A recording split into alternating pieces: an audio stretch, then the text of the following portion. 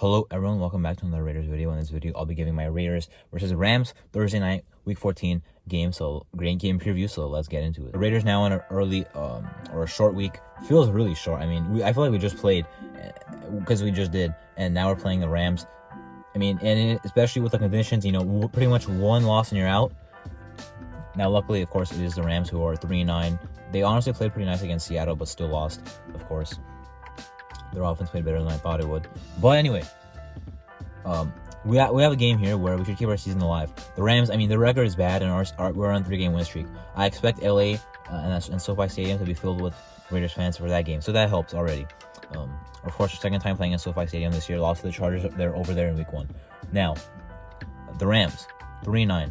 Their offense is dead. Robinson is out, Cooper Kupp is out, Matthew Stafford is out, John Wolford's questionable, Bryce Perkins, Baker Mayfield will not be playing, by the way. So if you hear clickbait about like, oh, the Raiders are about to play Baker Mayfield, no, he's not playing.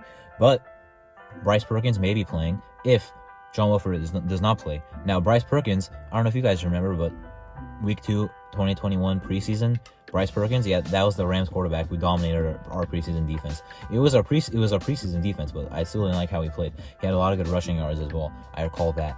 I believe a rushing touchdown on 4th and goal, if I'm not mistaken, to get them within 1 in that game. Regardless, that was a meaningless game. This is a meaningful game.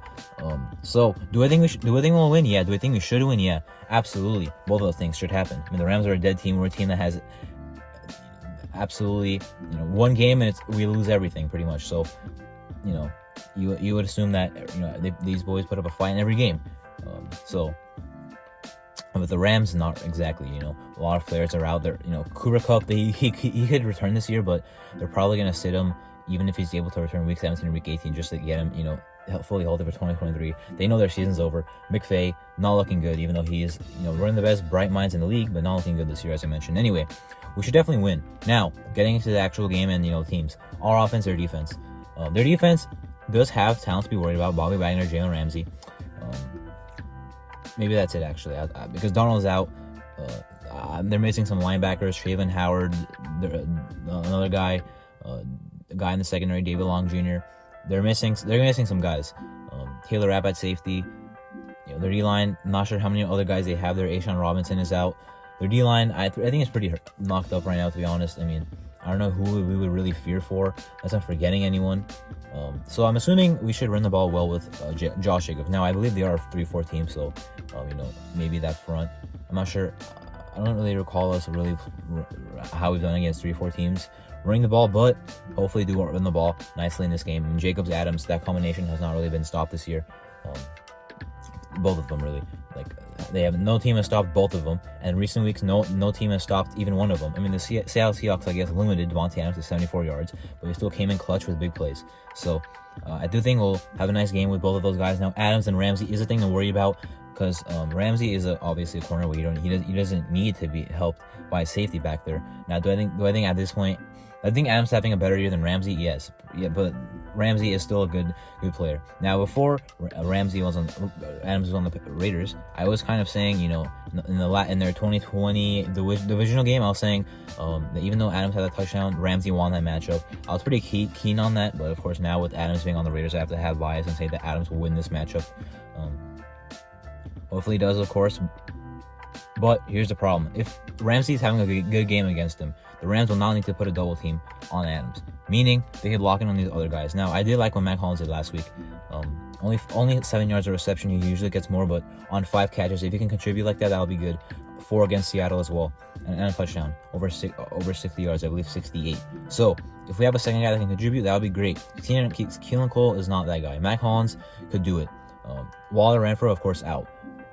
Receiving, even Jacobs can do it. We have a bunch of nice receiving guys, even though Bolden doesn't really play that much. Amir Abdullah can be a nice receiving guy as well. Jacobs, as well as Zamir White, comes in as a rushing guy. I like that they're actually getting him involved now, because he's actually he's actually being productive now. I did kind of talk negatively about him earlier and how our run offense kind of disappeared right when he came in the game. But now when he comes in the game, it looks solid, and it's actually a refresher for Jacobs, which is of course what we need when we give this guy 25 carries a game. Our offense should have a nice game. I'm not really worried about that. Their defense, it's almost like the Denver Broncos team. Really, like, their offense is bad, their defense holds them into the games, and then at one point they can't hold up the entire game and they end up losing by a big score.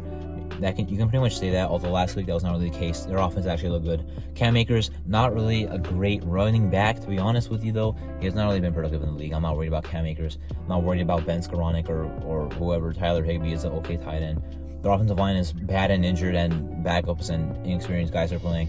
We better absolutely dominate. Crosby. Look, Chandler Jones, I understand, had that one game last year. We had 5 sacks. I understand people are saying this is the game this year where he has a big game also in the 3-sack game against the Chargers. But we're playing the Rams 4 days after he had that big game, and it's a bad offensive line. If Chandler Jones doesn't do what he did again, then it's going to be confirmed. He is still washed. He just had one good game.